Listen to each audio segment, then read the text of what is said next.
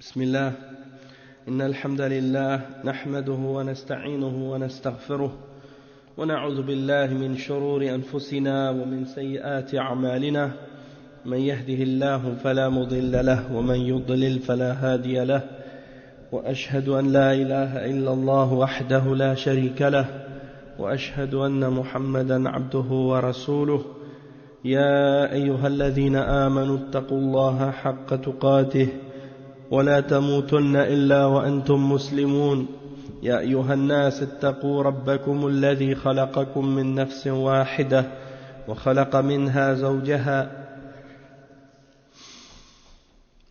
وبث منهما رجالا كثيرا ونساء واتقوا الله الذي تساءلون به والأرحام إن الله كان عليكم رقيبا يا أيها الذين آمنوا اتقوا الله وقولوا قولا سديدا يصلح لكم أعمالكم ويغفر لكم ذنوبكم ومن يطع الله ورسوله فقد فاز فوزا عظيما أما بعد إن خير الكلام كلام الله وخير الهدي هدي محمد صلى الله عليه وسلم وإن شر الأمور محدثاتها وكل محدثة بدعة وكل بدعة ضلالة وكل ضلالة في النار أما بعد. On commence maintenant le cours numéro 27 dans l'explication de Al-Ubudiyya de Cheikh al-Islam Ibn Taymiyyah rahimahullah avec les commentaires de Cheikh Salih al-Fawzan hafidhahullah ta'ala. Et on est arrivé dans le livre à l'explication des preuves du fait que à la preuve que l'adoration d'Allah subhanahu wa ta'ala c'est quelque chose qui dure jusqu'à la mort. Wa alaykum assalam wa rahmatullahi wa barakatuh. Et qu'il n'y a personne parmi les êtres qu'Allah a créés, parmi les anges, parmi les hommes, parmi les djinns, il n'y a personne d'entre eux qui peuvent sortir de l'ubudiyya, de l'état d'esclave et de servitude dans lequel il est, jusqu'à la mort. Et on a vu l'exemple des hommes pieux et des prophètes à ce sujet-là, et que les prophètes et les messagers d'Allah, ainsi que les hommes pieux et les anges, ils n'ont jamais cessé d'adorer Allah jusqu'à leur mort. Donc comment quelqu'un pourrait-il prétendre, comme les soufis, qu'il peut sortir de l'état de serviteur et d'esclave d'Allah et devenir libre de cette obéissance qu'il doit à Allah subhanahu wa ta'ala. Donc ça c'est clair que ça c'est celui qui pense ou qui s'imagine ce genre de choses, il est dans l'égarement. On continue donc avec les preuves à ce sujet-là, avec les nombreux versets que Cheikh al-Islam a cités et les explications que le Cheikh al-Fawzan a données de ces versets-là et de ces preuves. Il dit, en ce qui concerne le verset 56 dans Surat al-Dhariyat, lorsque Allah subhanahu wa ta'ala il dit « Je n'ai créé les djinns et les hommes », il dit ce qui signifie « Je n'ai créé les djinns et les hommes que pour qu'ils m'adorent ». Cheikh al-Fawzan il explique la signification de ce verset. Il dit بين الحكمة من خلق الجن والإنس وهي أن الله خلقهم لعبادته قال تعالى ما أريد منهم من رزق وما أريد أن يطعمون فهو لا يريد منهم الرزق بل إن الله هو الرزاق ذو القوة المتين وإنما خلقهم لعبادته فقط والعبادة نفعها لهم والشرك ضرره عليهم أما الله جل وعلا فلا تنفعه طاعة المطيع ولا تضره معصية العاصي وإنما فضل ذلك وفائدته أو مضرته يرجع ذلك كله إليهم ولو أشركوا كلهم وكفروا كلهم فإنهم لا ينقصون من ملك الله جل وعلا ولا يضرون الله جل وعلا شيئا وإنما يضرون أنفسهم ولو عبدوا الله كلهم وَلَمْ يُشْرِكُوا بِهِ شَيْئًا مَا زَادَ ذَلِكَ فِي مُلْكِهِ شَيْئًا. Donc le cheikh il dit que Allah subhanahu wa ta'ala, quand il dit que rien, il dit je n'ai créé les djinns et les hommes que pour qu'ils m'adorent, il explique en cela la sagesse pour laquelle Allah a créé les djinns et les hommes, et c'est-à-dire qu'il les a créés pour son adoration.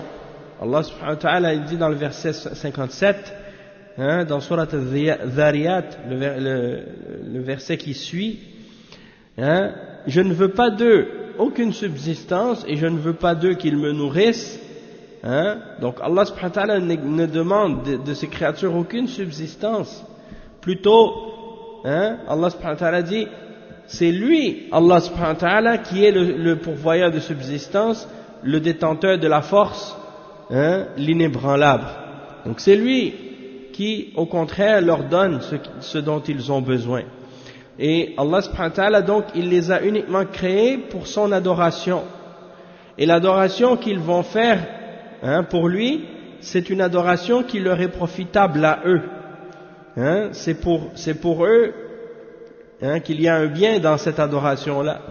Et s'ils font du shirk, c'est-à-dire s'ils associent avec Allah subhanahu wa ta'ala, eh bien, ils ne font pas de tort à Allah subhanahu wa ta'ala, mais c'est à eux-mêmes qu'ils se font du tort en faisant le shirk. En ce qui concerne Allah subhanahu wa ta'ala, eh bien, notre obéissance et notre adoration ne lui profitent en quoi que ce soit et ne lui nuit, notre désobéissance et nos péchés ne lui nuisent en quoi que ce soit non plus. Mais le mérite de cela et le bienfait ou le mal et le tort qui en découle de l'obéissance ou de la désobéissance, eh bien tout cela revient uniquement aux créatures elles-mêmes. S'ils font du shirk, s'ils commettent le kufr, tous les êtres humains sur terre décident de devenir mécréants et décident de faire le shirk avec Allah, ils ne diminueront en rien le royaume d'Allah subhanahu wa ta'ala. De même que si ils décident de tous être des adorateurs et de tous être obéissants et pieux, eh bien ils ne vont rien profiter en Allah subhanahu wa ta'ala en faisant cela. S'ils désobéissent, ils ne font que se faire du tort à eux-mêmes. Et s'ils adorent Allah et qu'ils ne font pas de shirk, eh bien ils n'augmentent en quoi que ce soit, ils n'augmentent pas Allah en quoi que ce soit dans son royaume. Tout ça c'est pour nous-mêmes si on le fait, c'est pour notre bien à nous. Et il cite ensuite les versets dans Surat Az-Zumar, les versets 11 à 15, et on va lire leur signification. C'est des versets dans lesquels Allah subhanahu wa ta'ala ordonne à son prophète sallallahu alayhi wa sallam d'établir, de mentionner l'unicité d'Allah et d'établir l'unicité d'Allah. Donc il dit dans ces versets-là, dit, ô Muhammad, il m'a été ordonné d'adorer Allah en lui vouant un culte exclusif, mukhlisan lahu ad-din. Et le verset 12, et il m'a été ordonné d'être le premier des musulmans, le premier à se soumettre. Et le verset 13 dit, ô Muhammad, je crains, si je désobéis à mon Seigneur, le châtiment d'un jour terrible. Dis, ô Muhammad, c'est Allah que j'adore en lui vouant un culte exclusif. Dis, le verset 15, adorez donc Allah. Il dit, adorez donc en dehors de lui qui vous voudrez. Ça c'est une menace. C'est une menace. C'est-à-dire, adorez donc en dehors de lui. Fa'budu ma shi'tum min duni. Adorez donc ce que vous voulez en dehors de lui. Mais ça ne vous servira à rien et ça ne vous fera que perdre. Et la preuve, il dit au Muhammad, les perdants sont ceux qui, au jour de la résurrection, auront causé la perte de leurs propres âmes et celle de leur famille. C'est bien là la perte évidente. Donc ça, c'est les versets de 1 à 15. Et le Cheikh Salih Al-Fawzan, hafidhahullah ta'ala, il explique ça. Il dit أمر الله رسوله محمدا صلى الله عليه وسلم أن يعلن ويصرح للناس أن الله أمره أن يعبد الله وحده فإذا كان محمد صلى الله عليه وسلم مأمورا بالعبادة لأنه بحاجة إليها فكيف يدعي هؤلاء أنهم ليسوا بحاجة إلى العبادة. Donc il dit le cheikh ici que Allah subhanahu wa ta'ala a ordonné à son messager de déclarer et de dire explicitement aux hommes que Allah lui a ordonné de l'adorer lui seul, de l'adorer lui seul.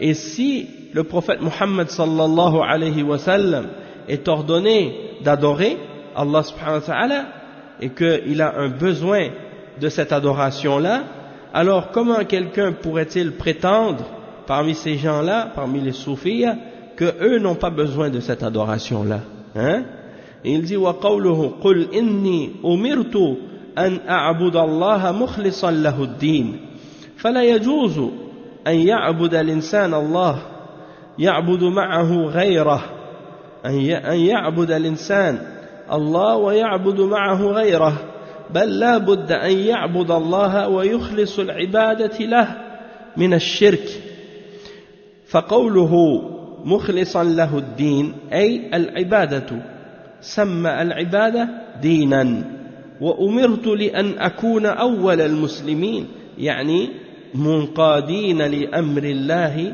سبحانه وتعالى فمحمد صلى الله عليه وسلم وجميع الرسل عليهم الصلاة والسلام هم أول من ينقاد لعبادة الله ولأمر الله سبحانه وتعالى فكيف بغيرهم ممن لا ينقاد ويزعم أنه خرج عن نطاق العبودية وصار وليا من الأولياء الذين ليسوا بحاجة إلى العبادة. Donc le cheikh il dit, et ensuite Allah subhanahu wa ta'ala il ordonne au prophète de dire, dis ô Muhammad, j'ai été ordonné d'adorer Allah en lui vouant un culte exclusif et pur, de lui purifier mon adoration pour lui seul. C'est-à-dire qu'il n'est pas permis donc pour une personne d'adorer Allah et d'adorer d'autres avec lui. Il n'est pas permis pour une personne, pour un être humain d'adorer Allah et d'adorer quelque chose d'autre avec lui. Plutôt, ce qui est obligatoire, c'est qu'il adore Allah et qu'il purifie son adoration pour lui. Qu'il purifie son adoration de toute forme de shirk et d'association et d'idolâtrie. Donc lorsque Allah subhanahu wa ta'ala dit « Mukhlisan lahuddin » en lui purifiant sa religion, c'est-à-dire en lui purifiant son adoration. Parce que ici, le mot din, c'est par rapport à l'adoration. C'est dans le sens de l'adoration. C'est comme s'il appelait l'adoration religion ou din. Parce qu'en réalité, ad-din, c'est quoi? C'est tout ce que tu fais comme adoration. C'est ça ta religion en réalité. Et il dit, وَأُمِرْتُ لِأَنْ أَكُونَ أَوَّلَ الْمُسْلِمِينَ. J'ai été ordonné d'être le premier à me soumettre à Allah. C'est-à-dire le premier à être soumis aux ordres d'Allah. Donc le prophète Muhammad sallallahu alayhi wa sallam ainsi que les messagers, eh bien ils sont tous les premiers à se soumettre dans l'adoration pour Allah seul et d'obéir à son ordre et à son commandement. Alors que dire d'autre que les prophètes et que les messagers, parmi ceux qui ne veulent pas se soumettre et qui prétendent qu'ils sont sortis en dehors de la servitude et l'obéissance et l'adoration et l'état d'être un serviteur et d'être un adorateur d'Allah, et ils pensent qu'ils sont devenus des serviteurs rapprochés et des saints, des serviteurs pieux d'Allah, et qu'ils n'ont plus besoin d'adoration à partir de ce moment-là. Ça c'est clair que c'est des mensonges. Et il dit ثم قال قل إني أخاف إن عصيت ربي عذاب يوم عظيم أي إذا عصى ربه فلم يعبده فإن الله يعذبه في يوم عظيم فلو قدر أن الأنبياء يشركون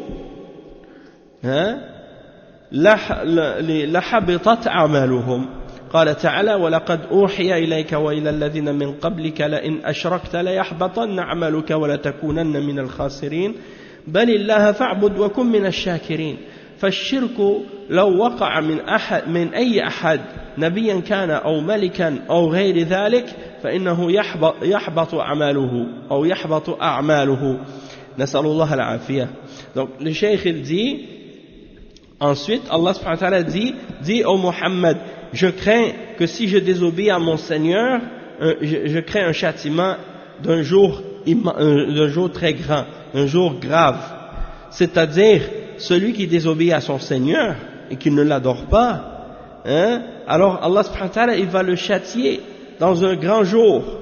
Alors si on suppose par exemple qu'un d'entre les prophètes commettait du shirk, eh bien toutes ses œuvres seraient rendues vaines et sans aucune valeur.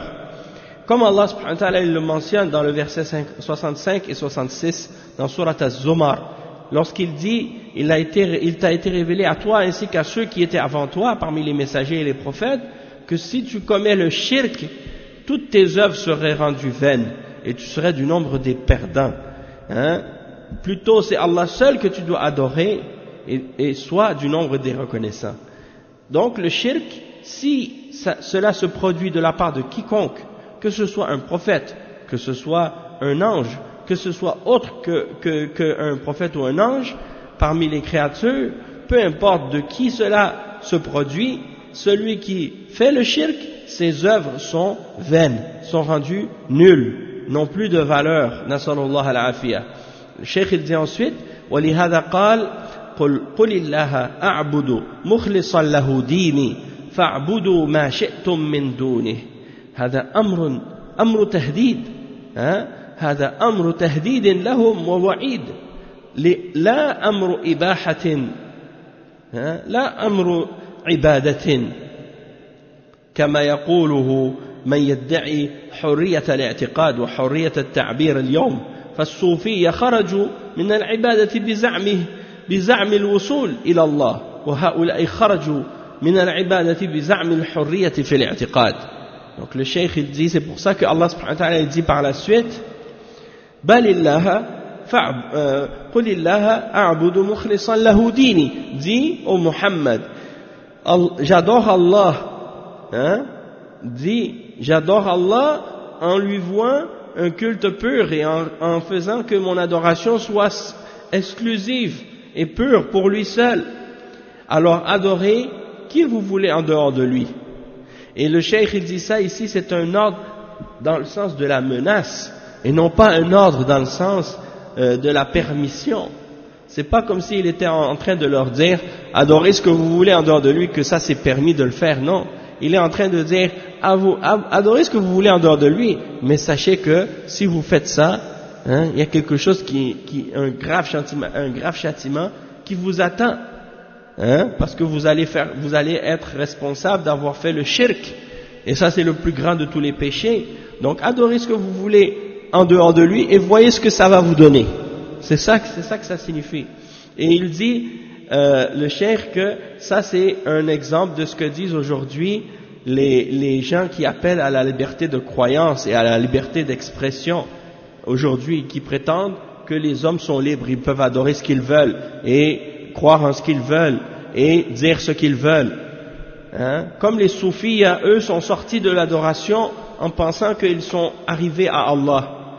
Ils disent nous on a atteint Allah, on est arrivé jusqu'à Allah, donc on n'a plus besoin d'adorer Allah. Et les autres aujourd'hui, les laïcs et les gens de ces catégories-là, ils disent nous on a la liberté, c'est-à-dire la liberté, tout le monde a la liberté de croyance, tout le monde a la liberté de religion, tout le monde a la liberté de conscience, tout le monde a la liberté d'expression, tout le monde a la liberté de culte, la liberté d'adorer ce qu'il veut, et donc tout le monde est libre. Donc ils sortent de l'adoration d'Allah en prétendant qu'ils ont la liberté de le faire.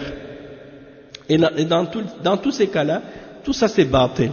Tout ça c'est bâtil, parce que même s'ils prétendent ou même s'ils pensent qu'ils sont libres de faire ce qu'ils veulent et d'adorer ce qu'ils veulent, au jour de la résurrection, ils vont tous être dans l'égarement et dans l'enfer s'ils ont adoré autre que Allah. Donc il n'y a pas de liberté pour la personne qui comprend et qui croit en Allah réellement. Celui qui pense que il est libre d'adorer ce qu'il veut et qu'il ne va pas être châtié, hein, et qu'il ne va pas être châtié au jour de la résurrection pour avoir adoré autre qu'Allah, il est dans l'erreur, il est dans l'égarement total. Le cheikh il dit ensuite وَكُلُّ رَسُولٍ مِنَ الرُّسُلِ افتتح دعوته بالدعاء إلى عبادة الله. Donc le cheikh il dit, cheikh l'Islam Ibn Taymiyyah rahimahullah, il dit tous les messagers d'Allah, ils ont débuté leur da'wa et leur appel de leur peuple par l'adoration d'Allah et en appelant les hommes à adorer Allah seul. Le cheikh il dit, Cheikh Al-Fawzan, أولهم نوح عليه السلام قال تعالى ولقد أرسلنا نوحا إلى قومه فقال يا قوم اعبدوا الله ما لكم من إله غيره أفلا تتقون. وكذا هود عليه السلام قال لقومه اعبدوا الله ما لكم من إله غيره. وكذا صالح عليه السلام قال لقومه اعبدوا الله ما لكم من إله غيره. وإبراهيم عليه السلام قال لقومه اعبدوا الله واتقوه ذلكم خير لكم إن كنتم تعلمون. وشعيب عليه السلام قال لقومه يا قوم اعبدوا الله ما لكم من إله غيره ولا تنقصوا المكيال والميزان. Donc le cheikh il dit, le premier d'entre les messagers que Allah a envoyé à l'humanité, c'est Nuh alayhi salam. Et Allah subhanahu wa ta'ala lui a dit dans le verset 23 dans Surat Al-Mu'minun, nous avons certes envoyé Nuh à son peuple, et il a dit, ô mon peuple, adorez Allah, vous n'avez aucune divinité en dehors de lui, hein? Rien ne mérite d'être adoré en dehors de lui. Ne le craignez-vous donc pas? Et dans le peuple de Hud est venu vers son peuple et leur a dit, adorez Allah, vous n'avez rien qui mérite d'être adoré excepté lui. Le verset 65 dans Surat Al-A'raf. De même que le prophète Salih alayhi salam, il a dit à son peuple, adorez Allah, vous n'avez rien qui mérite d'être adoré en dehors de lui. Le verset 61 dans Surat Hud. Et Ibrahim alayhi salam, lorsqu'il dit à son peuple, adorez Allah et craignez-le, cela est meilleur pour vous si vous saviez. Et ça c'est dans le verset 16 dans Surat Al-Ankabut. Et également le prophète Shu'aib alayhi salam, lorsqu'il dit à son peuple, ô mon peuple, adorez Allah, vous n'avez rien qui mérite d'être adoré excepté lui, et ne diminuez pas la mesure, hein, la mesure du poids et la mesure du volume lorsque vous vendez. Hein, lorsque vous vendez des choses aux gens, ne diminuez pas la mesure du volume et des poids de ce que vous vendez. D'accord? Parce qu'il y en a qui trichent dans le poids. Quand ils vendent des choses aux gens, ils trichent dans le poids et ils trafiquent la balance pour donner aux gens moins que ce qu'ils payent. Et il y en a qui trichent dans le volume, hein, ils vendent des choses au volume ou en quantité, puis après ils trichent dans le volume, ils donnent moins que ce pourquoi les gens ont payé.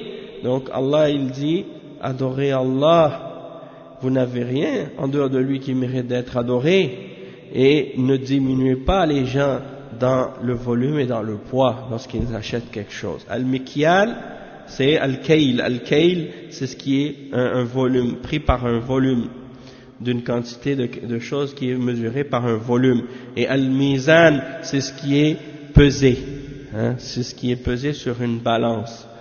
Le cheikh il dit ensuite, فكل نبي يقول لقومه أول ما يبدأ اعبدوا الله فيبدأ بالتوحيد وهكذا أتباع الرسل أول ما يبدأون بالدعوة إلى التوحيد وإصلاح العقيدة ثم بعد ذلك يتوجهون إلى إصلاح بقية أمور الدين. أما الذي يترك الدعوة إلى التوحيد ويدعو إلى أمور جانبية من أمور الدين فهذا مخالف لدعوة الرسل. فبعض الجمعيات وجماعات الدعوات والدعاة الآن الذين لا يهتمون بالتوحيد ولا يدعون الناس إلى التوحيد هم يشاهدون الشرك واقعا في الناس ولا ينكرونه، وهؤلاء مخالفون لدعوة الرسل. فأول مراتب الدعوة وأول أولويات الدعوة والدعوة إلى التوحيد، وأول الأولويات أول أوليات الدعوة إلى التوحيد والنهي عن الشرك. فأي جمعية وأي داعية لا يهتم بالتوحيد ولا ينهى عن الشرك فدعوته خاسرة وباطلة لا تنجح أبدا، لأنها مخالفة لدعوة الرسل. بل هؤلاء الدعاة ينهون عن الدعوة إلى التوحيد ويقولون لا تنفروا الناس، اتركوهم على عقائدهم ونجتمع على ما اتفقنا عليه ويعذر بعضنا بعضا فيما اختلفنا فيه. فمهمتهم التجميع فقط، مع أنه لا يحصل الاجتماع الصحيح إلا على التوحيد. Donc le cheikh il dit, tous les prophètes qui sont venus, ils ont dit à leur peuple en premier, adorez Allah, c'est-à-dire adorer Allah seul. C'est-à-dire qu'ils ont commencé leur da'wah par le tawhid, l'unicité d'Allah dans l'adoration. Et c'est ainsi que les gens qui suivent les messagers, ils commencent eux aussi leur da'wah par le tawhid et par le fait de réformer la croyance des gens et leur aqidah. Puis ensuite, ils commencent à réformer le reste des aspects de la religion des gens. Tandis que celui qui délaisse la da'wah au tawhid et qui appelle les gens à des choses qui sont secondaires parmi les aspects de la religion, ça c'est une chose qui est en contradiction avec la da'wah des prophètes et des messagers. Parce qu'il y a des groupes, des organisations et des prêcheurs aujourd'hui qui ne donnent au tawhid aucune importance. Et ils n'appellent pas les gens au tawhid.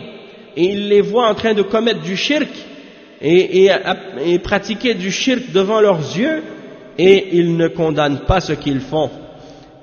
Ceux-là donc sont en contradiction avec la da'wah des messagers. Et comment les messagers appelaient à la vérité et à l'islam.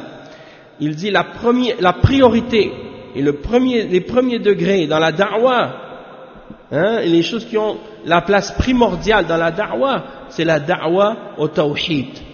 La da'wah au tawhid, qu'est-ce qu'on appelle al-awlawiyat. Il y a des prêcheurs, il y a des gens qui se prétendent travailler dans la da'wah, et certains d'entre eux qui ont écrit des livres, et un qui l'a nommé par exemple son livre Fiqhul Awlawiyat, Fiqhul Awlawiyat, c'est-à-dire la compréhension des priorités dans la da'wah. Et quand tu lis, qu'est-ce qu'il parle dans ce livre? Il parle même pas des choses fondamentales de la da'wah au tawhid en premier. Ça c'est l'exemple des gens qui ne connaissent pas la réalité de la da'wah des prophètes et qui n'appellent pas au tawhid, et ils n'interdisent pas le shirk. Donc le cheikh il dit, tout groupe, toute organisation, toute association ou tout prêcheur qui ne donne pas d'importance au tawhid et qui ne met pas le tawhid en priorité dans sa da'wah et qui n'interdit pas le shirk, alors sa da'wah elle est perdante, sa da'wah elle est fausse, elle n'aura pas de succès, elle n'aura jamais de succès. Pourquoi? Parce qu'elle contredit la da'wah des messagers. Et donc ceux-là, ces gens-là, ils vont même parfois jusqu'à interdire aux gens qui appellent au tawhid de continuer à appeler au tawhid. Et ils vont leur mettre des bâtons dans les roues, et ils vont essayer de faire fuir les gens de leur da'wah en disant laissez les gens croire ce qu'ils veulent, l'important c'est qu'on se réunisse ensemble et qu'on travaille ensemble sur les choses sur lesquelles on est d'accord, et qu'on s'excuse les uns les autres dans les choses sur lesquelles on a été en désaccord et dans les choses sur lesquelles on a divergé. Et il dit le cheikh que la seule chose qui est importante pour eux, c'est seulement de s'unir et de se réunir. Même si, c'est de se réunir alors qu'on est dans le shirk, et même si on se réunit alors qu'on est dans l'égarement et dans la bid'a. Le cheikh il dit, il n'y aura jamais de vraie unité, d'unité correcte et vraie et authentique, excepté sur le tawhid. Il dit وَأَمَّا الْاجْتِمَاعُ عَلَى غَيْرِ التَّوْحِيدِ فمستحيل ولو تظاهروا به تحسبهم جميعا وقلوبهم شتى ذلك بأنهم قوم لا يعقلون فالاجتماع الحقيقي هو اجتماع القلوب وما عداه فهو اجتماع صوري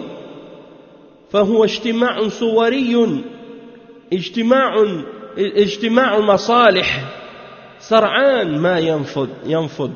Le cheikh il dit, en ce qui concerne le fait de se réunir sur autre que le tawhid, ça c'est impossible de toute façon.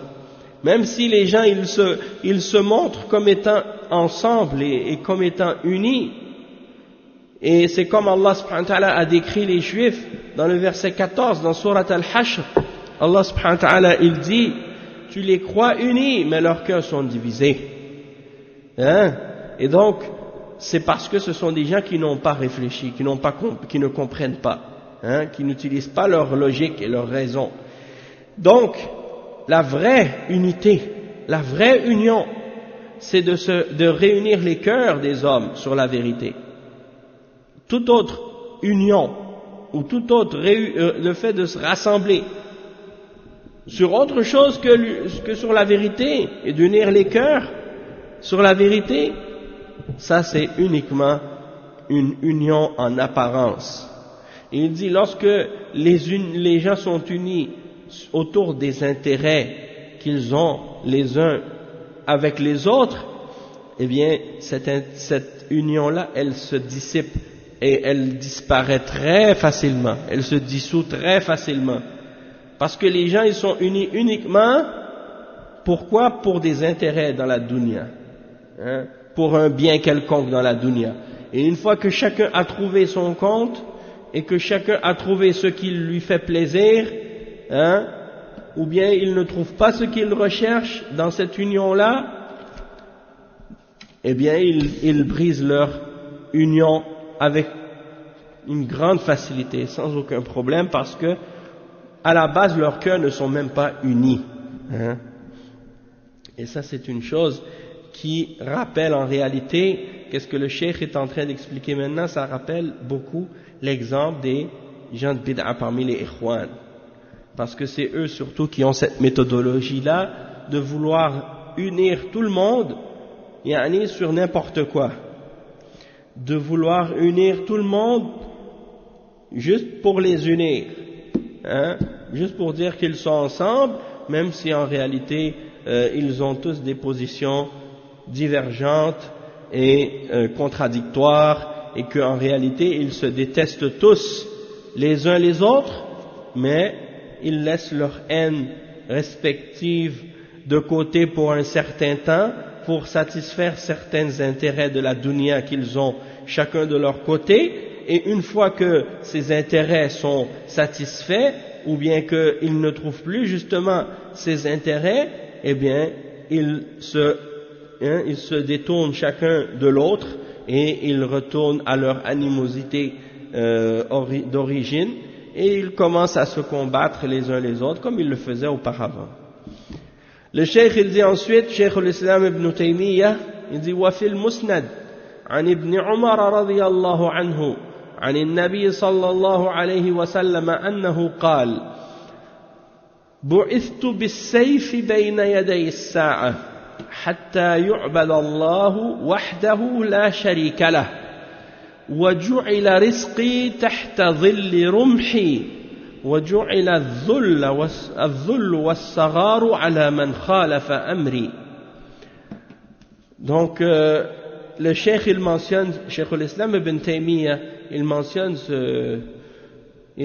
ce hadith qui est rapporté dans la Musnad qui est rapporté il dit dans la Musnad, mais il est également rapporté par Al-Bukhari, hein.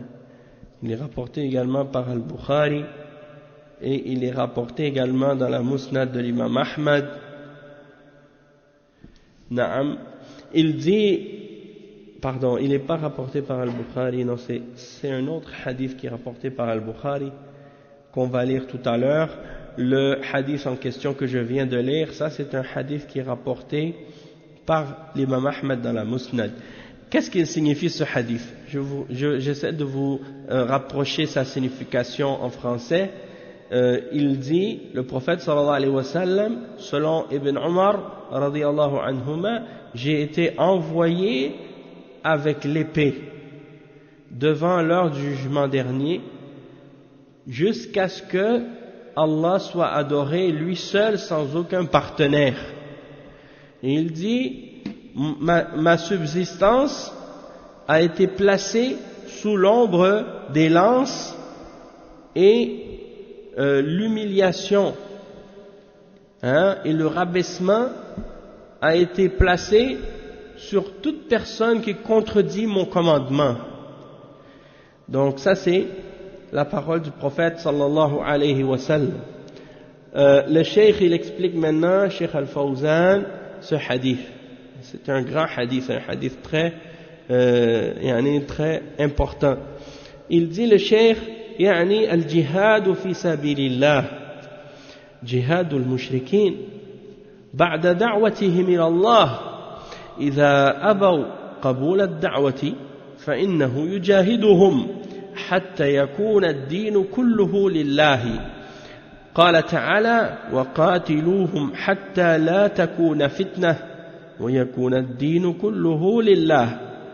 وقوله بعثت بالسيف بين يدي الساعة حتى يعبد الله وحده لا شريك له كما قال سبحانه وتعالى في الحديث الآخر أمرت أن أقاتل الناس حتى يشهدوا أن لا إله إلا الله وأن محمدا رسول الله ويقيموا الصلاة ويؤتوا الزكاة فإذا فعلوا ذلك عصموا مني دماءهم وأموالهم إلا بحق الإسلام وحسابهم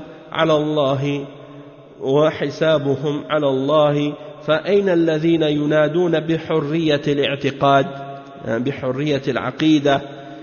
فالحرية الصحيحة هي الحرية من عبادة غير الله فهي الذل والخسار. Donc le cheikh il explique que il dit ici le prophète sallallahu alayhi wa sallam il parle de l'épée, il dit j'ai été envoyé avec l'épée devant l'heure du jugement dernier, et c'est le djihad fi sabilillah, le fait de lutter dans le sentier d'Allah, de lutter contre les mushrikines après les avoir invités à Allah et à l'adoration d'Allah seul. Et lorsqu'ils refusent l'appel à adorer Allah seul et de façon exclusive, alors de lutter contre eux et de les combattre jusqu'à ce que l'adoration soit exclusive et uniquement à Allah, et que la religion tout entière soit uniquement pour Allah subhanahu wa ta'ala. Donc il dit ici, le cheikh, il dit que Allah subhanahu wa ta'ala, il dit dans le Coran, le verset 39, dans Surat Al-Anfal, et combattez-les, il dit ce qui signifie, et combattez-les jusqu'à ce qu'il n'y ait plus de shirk, et que la religion tout entière soit à Allah seul. Qatiluhum hatta la takuna fitna. Et la fitna en question c'est le shirk. Wa yakuna ad-dinu kulluhu lillah. Que la religion tout entière soit uniquement à Allah subhanahu wa ta'ala. Allah subhanahu wa ta'ala il dit combattez-les jusqu'à ce qu'il n'y ait plus de fitna, jusqu'à ce qu'il n'y ait plus de shirk, et que la religion tout entière appartienne uniquement à Allah tout entière. Et ça c'est le verset qu'on a dit, le verset 39 dans Surat Al-Anfal. L'autre chose que après Cheikh al-Islam, lorsqu'il dit en citant le hadith, j'ai été envoyé avec l'épée devant l'heure du jugement dernier, jusqu'à ce que Allah soit adoré lui seul, sans aucun partenaire. C'est comme dans l'autre hadith qui est rapporté par Al-Bukhari, dans lequel le prophète sallallahu alayhi wa sallam a dit, j'ai été ordonné de combattre les hommes jusqu'à ce qu'ils témoignent que rien ne mérite d'être adoré excepté Allah, et que Muhammad est le messager d'Allah, et qu'ils établissent la salat et qu'ils donnent la zakat, et lorsqu'ils auront fait cela, ils seront protégés contre moi dans leur vie, dans leur bien, excepté pour un des droits de l'islam, et leur jugement incombe à Allah. Donc il dit, le cheikh, où sont ceux qui appellent aujourd'hui à la liberté de croyance par rapport à ce hadith? On voit très bien dans ce hadith qu'il n'y a pas de cette liberté de croyance. Et il dit que la liberté qui est réelle et qui est vraie, c'est la liberté du fait de se libérer de l'adoration d'autre que Allah. Parce que dans le fait d'adorer autre que Allah, il y a l'humiliation et il y a la perdition. Donc il n'y a pas de cette liberté que ces gens-là prétendent. Surtout quand tu entends des musulmans dire qu'ils ont la liberté de croyance ou qu'il y a une liberté de croyance, ça c'est complètement étonnant, parce que n'importe qui a lu le Coran et la Sunna, il sait très bien qu'un musulman il n'a pas la liberté de croire en ce qu'il veut. Le musulman il est ordonné de croire en la vérité, de croire ce qui est dans la révélation, de croire en Allah et en son messager et ce qui a été révélé, et non pas de croire en ce qu'il veut. Donc de dire que quelqu'un il est libre de croire en ce qu'il veut, ça veut dire qu'un musulman il peut croire en ce qui est faux et accepter ce qui est faux, ou accepter ce qui est vrai, et que les deux c'est la même chose. Et ça c'est inacceptable. Si tu es musulman, si tu dis la ilaha illallah, Muhammad Rasulullah, donc dans ce cas-là tu n'es pas libre. Et les mushrikoun, ils sont invités à accepter la foi et accepter l'unicité d'Allah, accepter le tawhid, et on les appelle à rejeter ce qu'ils adorent en dehors d'Allah. Et s'ils refusent ça, si les musulmans sont capables de les combattre et qu'ils en ont la capacité et les moyens, alors dans ce cas-là ils vont les combattre pour établir la religion d'Allah et le tawhid et éliminer le shirk. Mais s'ils n'ont pas la capacité et les moyens dans ce cas-là de le faire, alors ils sont excusés dans ce cas-là. Et encore une fois, comme on l'explique à chaque fois aussi, le djihad fi sabilillah, c'est une des plus grandes adorations dans l'islam, mais ça n'a rien à voir avec ce que certains aujourd'hui appellent terrorisme, ceux qui font des actes terroristes, pour tuer des innocents. Ça c'est pas le djihad fi sabilillah. Ça c'est pas le djihad fi sabilillah.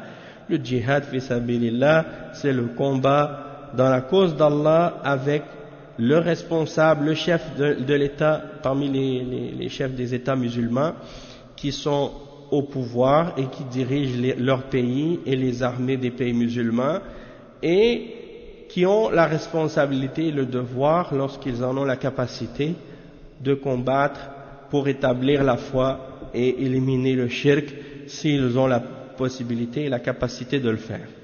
Toutefois, s'ils ne sont pas capables, s'ils n'en ont pas la force et s'ils n'ont pas les moyens, alors dans ce cas-là, ils en sont excusés. D'accord? Et on en a déjà parlé en détail à ce sujet-là. On a expliqué la différence entre ce que font les Khawarij aujourd'hui dans les différents groupes d'extrémisme et d'égarement, et ce que les musulmans ont toujours fait à travers l'histoire de l'islam, depuis l'époque du prophète Mohammed sallallahu alayhi wa sallam, qui a lui-même combattu de nombreux djihad, et les sahaba du prophète sallallahu alayhi wa sallam, en commençant par les khulafa ar-rashidin, qui ont combattu de nombreuses guerres, de nombreux djihad après la mort du prophète sallallahu alayhi wa sallam, et ceux qui les ont suivis par la suite parmi les khulafa de la Ummah, sans parler des djihad qui ont été faits par les autres prophètes avant le prophète Mohammed sallallahu alayhi wa sallam, le prophète Daoud alayhi salam, le prophète Sulayman alayhi salam, le prophète Moussa alayhi salam, qui ont tous lutté dans le sentier d'Allah et qui ont fait le djihad contre différents peuples parmi les peuples mécréants de leurs époques. Donc tout ça c'était des exemples de djihad qui ont eu lieu avant même la venue du prophète Muhammad sallallahu alayhi wa sallam. De même que également Isa alayhi salam qui a dit que il était venu avec l'épée, hein, comme c'est mentionné dans les évangiles actuels qui sont entre les mains des chrétiens. Il leur a dit, ne pensez pas que je suis venu faire la paix, je suis venu avec l'épée, hein. Et comme de fait, le prophète Mohammed sallallahu alayhi wa sallam nous a mentionné dans la sunna que il va revenir à la fin des temps, alayhi salam, et il va justement combattre, hein, avec les croyants, wa alaykum salam wa rahmatullah, il va combattre le Dajjal et il va combattre les kuffars et les mushrikines avec les musulmans, hein. Donc tout ça c'est pour établir le fait que le djihad fi sabilillah c'est quelque chose qui fait partie des principes de la religion musulmane et que ça n'a rien à voir avec ce que les kuffars prétendent lorsqu'ils accusent l'islam de terrorisme ou des choses de ce genre. La preuve est que le djihad il a toujours existé, même dans le message des prophètes précédents, et en même temps aussi le terrorisme il existait bien avant que l'époque moderne où on a vu apparaître ce qu'ils appellent eux le terrorisme islamique, soi-disant, puisque parmi eux il y a plein de mouvements et de groupes et d'organisations parmi les kuffars qui eux-mêmes dans leur pays font des actes de terrorisme, que ce soit chez les communistes, les socialistes, les démocrates, les laïcs, également les groupes nationalistes, séparatistes qui veulent se séparer. Il y en a eu même ici au Québec, le parti qu'on appelle, le groupe qu'on appelait le FLQ, hein, le Front de Libération Québécoise, le Front de Libération du Québec, qui ont fait des actes terroristes, hein, qui ont fait des kidnappings et des assassinats. À cette époque-là, on ne parlait pas de terrorisme islamique, ça n'existait même pas.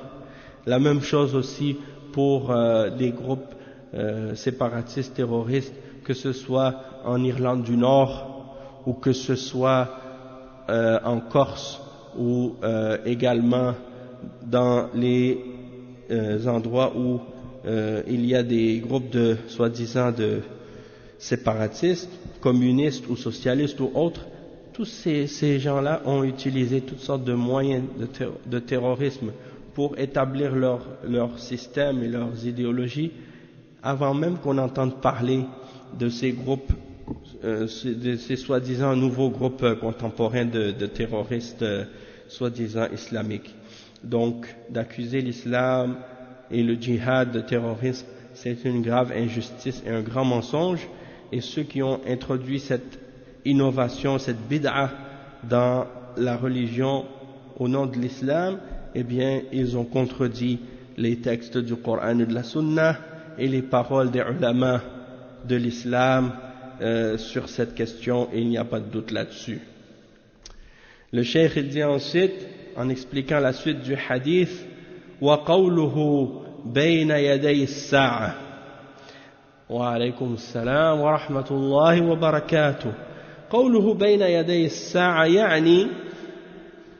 يعني قرب قيام الساعة، لأنه آخر الرسل عليه الصلاة والسلام، وليس بعده إلا قيام الساعة. وقوله حتى يعبد الله وحده لا شريك له، فالغرض من الجهاد في سبيل الله أن يعبد الله وحده لا شريك له، وأن تكون كلمة الله هي العليا، كما قال الرسول صلى الله عليه وسلم من قاتل لتكون كلمة الله هي العليا فهو في سبيل الله.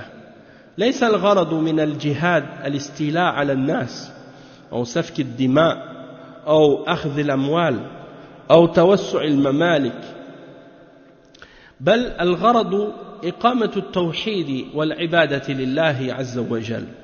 ولذلك فمن قبل الدعوة واستجاب فإنه لا يقاتل فإن تابوا وأقاموا الصلاة وأتوا الزكاة فخلوا سبيلهم إن الله غفور رحيم.